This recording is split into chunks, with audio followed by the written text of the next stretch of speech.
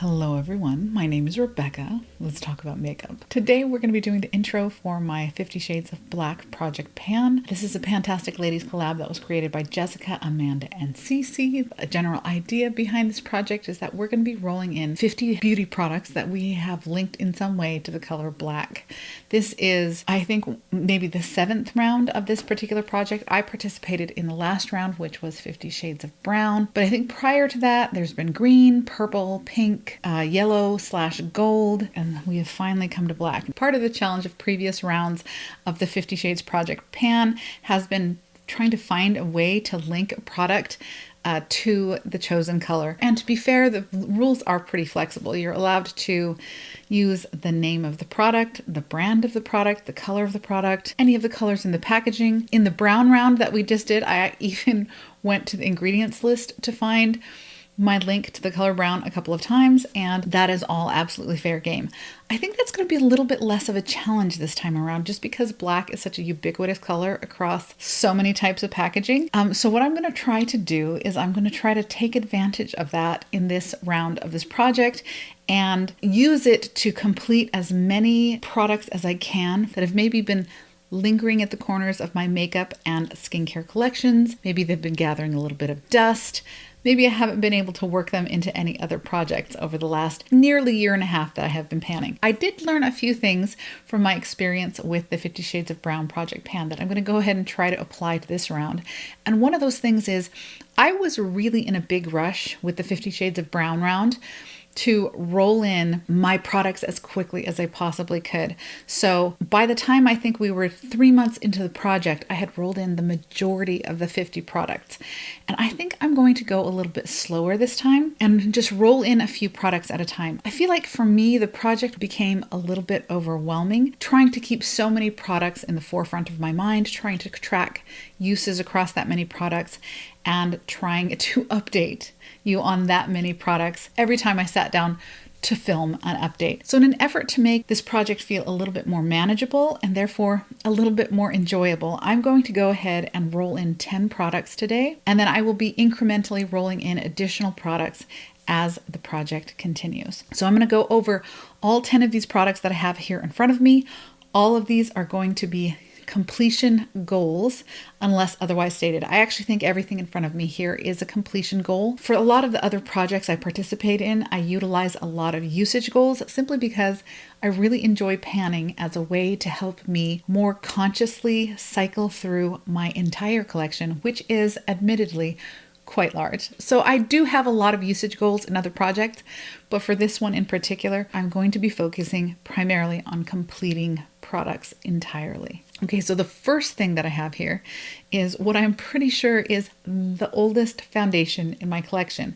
This is the Soap & Glory Kick-Ass Foundation in the shade 04. One of the reasons this has been lingering so long in my collection is because this is one of my favorite foundations of all time. It has long been discontinued at this point, and I have been hesitant to complete it simply because I love it so much. Not only is the undertone of this pretty much perfect for me, it's one of the very few foundations that I have come across that I don't necessarily need to add a mixer to in order to match my cool olive undertone, but it is just beautiful in every single way. It has a good amount of coverage without looking heavy. It just looks really pretty on the skin, and it lasts a long time on my combo oily skin, even during the summer. So for all of those reasons, I have been very hesitant to complete this bottle of foundation. This is my second bottle of this foundation. Once it is gone, and that is very sad. At the same time, she's getting a little old, and it is time to move this one out of my collection. So I will be rolling this foundation in to complete. I also have a bottle of my Sephora makeup setting spray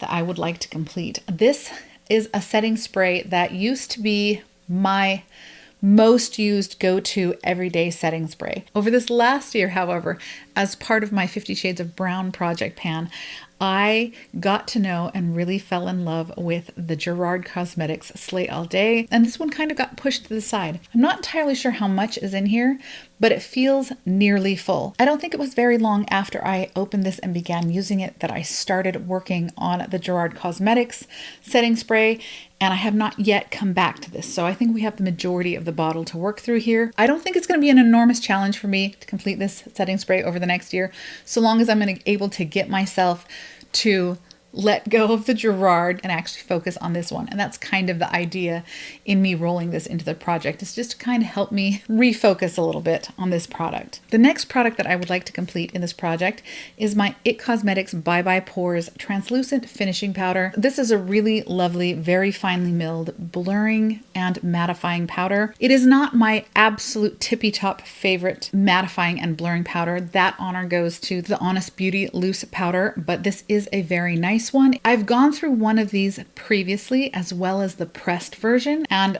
really did enjoy it. I have been pretty enamored over the last couple of years with the Honest Beauty blurring loose powder and the one-sized powder. So I felt like I needed a little bit of encouragement in the form of a panning goal to help me step away from those other powders for a little bit and actually complete this product. So that will be rolling into complete as well. The next makeup product that I would like to complete is this. This is my NYX Brow Glue. Now, you may have heard me talk about this a little bit before. I don't tend to use brow gels all that often, so I'm not really sure what possessed me to buy this.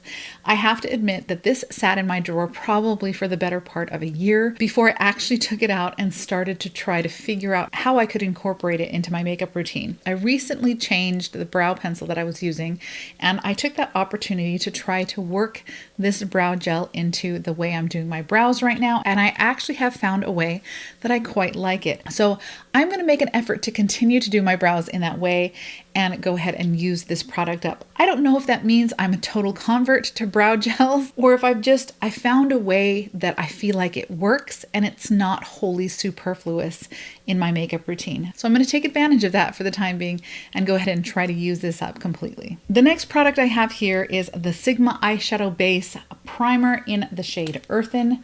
This is what she's looking like. And here's the amount of product we're going to need to work through in the next year in order to complete this.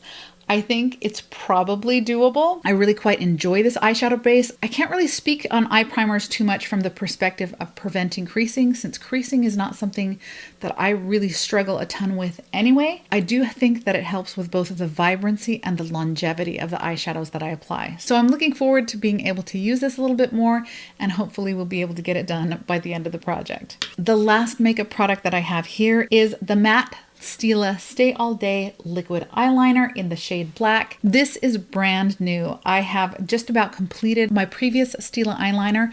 I'm a big fan of the Stila eyeliners. They do have a felt tip rather than the brush tip that I personally prefer. However, it is a fantastic felt tip. I do find these felt tips to be more sturdy and long lasting and less prone to clogging than other felt tips that I have used. I've been using liquid eyeliner since the 90s. I'm still doing the little baby wing. I don't plan to stop anytime soon.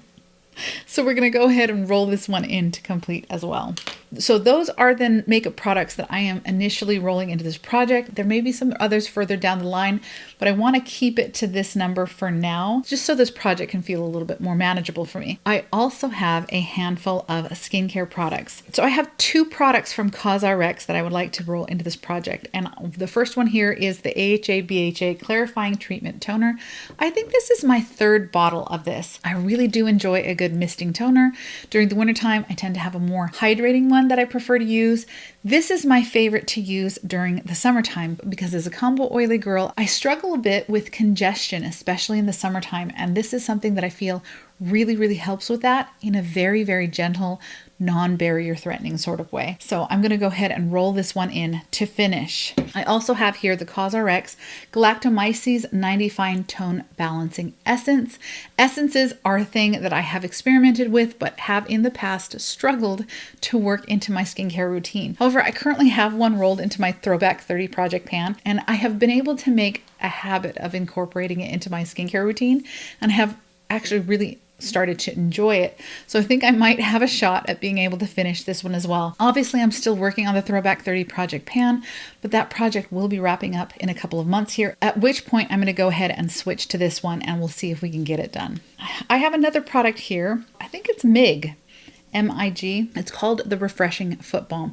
This is a peppermint and pine scented foot balm. So this was a gift from my sister a while ago now, and I really have not gotten a ton of use on it just because I'm not really in the habit of regularly putting things on my feet. I've got to be honest. So I really could use the encouragement helping me incorporate this into my daily routine.